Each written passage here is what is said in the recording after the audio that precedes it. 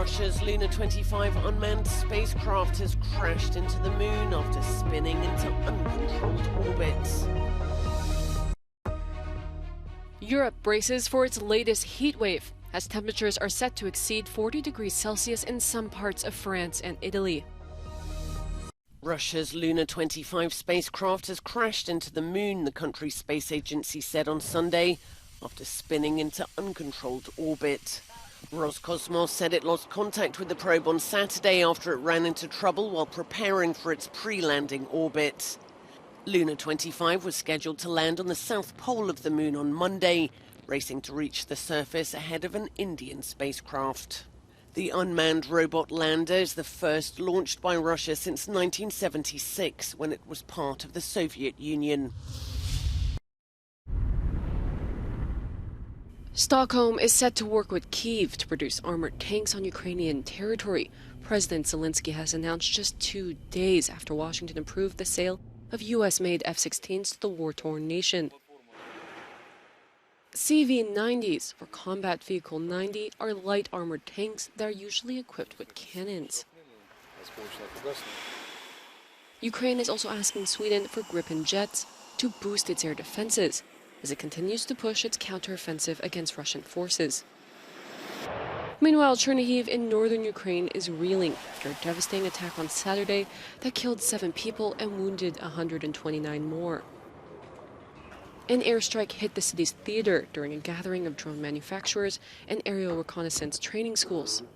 A 6-year-old is among the dead, and 15 other children were wounded.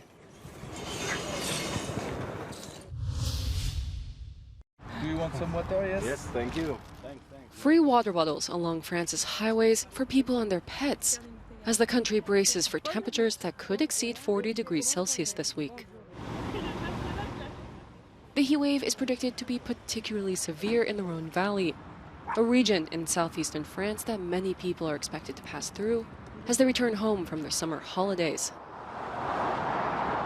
Notre objectif, c'est vraiment d'inciter nos automobilistes à s'arrêter, à prendre des pauses plus fréquentes, un petit peu plus importantes, pour s'hydrater, pour faire le point, notamment, et se prémunir potentiellement d'un risque de chauffe du moteur.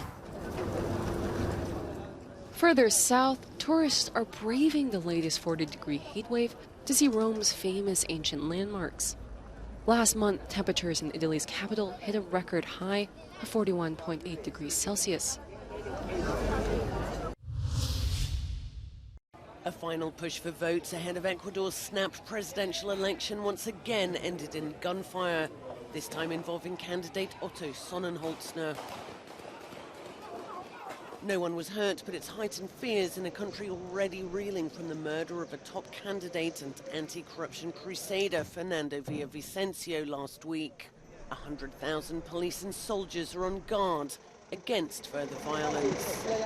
La gente no está muy asustada.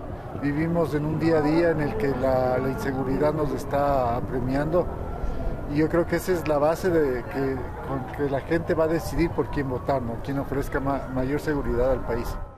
President Guillermo Lasso called Sunday's snap election to avoid being impeached by the opposition-dominated Congress.